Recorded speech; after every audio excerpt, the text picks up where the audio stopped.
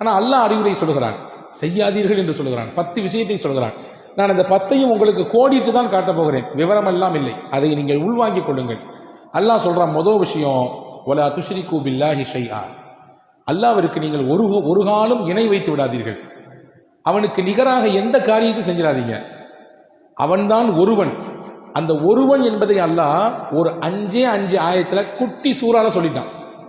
இலாஹியத், இறையல் பண்பு என்ன அப்படின்றத அந்த சூரா இஹ்லாஸ், குல் ஹுவல்லாஹு அஹத், அந்த சூறா படிச்சு பார்த்தா போதும். அவன் ஒருவன், அவன் தனித்தவன், அவன் தேவையற்றவன், யாராலும் அவன் பெறவில்லை, அவனுக்கும் பிள்ளைகள் இல்லை. 4ஆச்சா? 5வது சொன்னா அல்லாஹ், வலம் யகுல் லஹு குஃபுவன் அஹத், அவனுக்கு நிகர் உலகத்தில் யாரும் கிடையாது, எந்த பொருளும் கிடையாது. இப்போ அவனுக்கு இணையாக எந்த காலத்திலும் எந்த சூழலிலும் நீங்கள் இணை கற்பித்து விடாதீர்கள் என்று அல்லாஹ் முதலில் சொல்றான். அதை செஞ்சாதீங்கப்பா அப்படின்றான் அல்லாஹ்.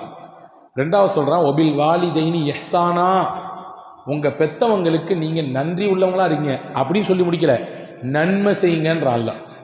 உங்களை பெத்தவங்க நல்லா பார்த்துக்குங்க, கண்கலங்காம பார்த்துக்குங்க, என்னெல்லாம் உங்களுக்கு செய்ய முடியுமோ செய்யுங்க, பணிவிட செய்யுங்கன்னு சொல்லலை. உங்க பெத்தவங்களுக்கு நீங்க நன்மை செய்யணும்ன்றான்ல. இஹ்சான் அப்படின்னா என்ன? இஹ்சான் என்றால் நன்றி, நன்மை என்ற அர்த்தம். உங்கள் பெற்றவர்களுக்கு நீங்கள் நன்மை செய்யுங்கள். அன்பு பெருமக்களே, இதை வலியுறுத்தி சொல்றான். நீங்க நல்லா கவனிக்கணும். எனக்கு இணை கற்பித்து விடாதீர்கள் என்று சொல்லிட்டு அதுக்கு அடுத்த வார்த்தை பெற்றோர்கள் எல்லாம் சேர்க்கிறான். உங்க பெற்றவங்க மேல ரொம்ப கவனம் இருக்கட்டும். ஏன்னா மனுஷனுடைய சிந்தனை, எண்ணம் காலப்போக்கில் பெற்றவங்களை கொஞ்சம் ஓரம் வைக்கலாம் அப்படின்ற மாதிரி போயிடும். அதுக்கு இடம் கொடுத்துடாதீங்க. எந்த ஒரு சூழல் வந்தாலும் அதுக்கு நீங்க இடம் கொடுத்துடாதீங்க. ஹாரிஸான் ஒரு சஹாபி இருந்தாருங்க.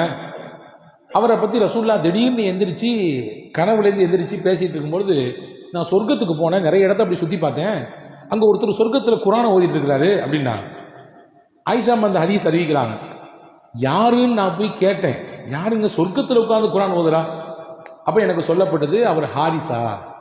அப்போ எனக்கு புரிஞ்சிருச்சு. உடனே ஹாரிஸான்ற பேரை கேட்டோன்னு எனக்கு புரிஞ்சிருச்சு, இவருக்கு ஏன் இவ்வளவு பெரிய அந்தஸ்து அப்படின்னா, கதாலிக்கல் பிர் வகான அபர்ரன்னாஸ் பி உம்மி, நன்மை இப்படித்தான் இருக்கும், நன்மை இப்படித்தான் இருக்கும். ஹாரிஸா அம்மாவுக்கு நிறைய நன்மை செஞ்சிருக்காரு, அம்மாவுக்கு நிறைய நல்லது செஞ்சிருக்காரு, அம்மாவுடைய துவாவை பெற்று விட்டார். நன்மையின் மூலமாக, அவர்களுக்கு செய்யக்கூடிய பணிவிடைகளின் மூலமாக, அவர்களின் உள்ளத்தை குளிர் வைப்பதன் மூலமாகத்தான் பெற்றோரின் துவாவை பெற முடியும். பெற்றோரின் துவாவை பெற்றால் அதற்கு கூலி சொர்க்கம்தான் அப்படின்னு நாங்கள் ஸல்லல்லாஹு அலைஹி வஸல்லம். எனவே 2வது அல்லாஹ் சொல்கிறான், 2வது மிகச்சிறந்த உபதேசம், நீங்கள் உங்கள் தாய் தகப்பனுக்கு நன்மை செய்யுங்கள்.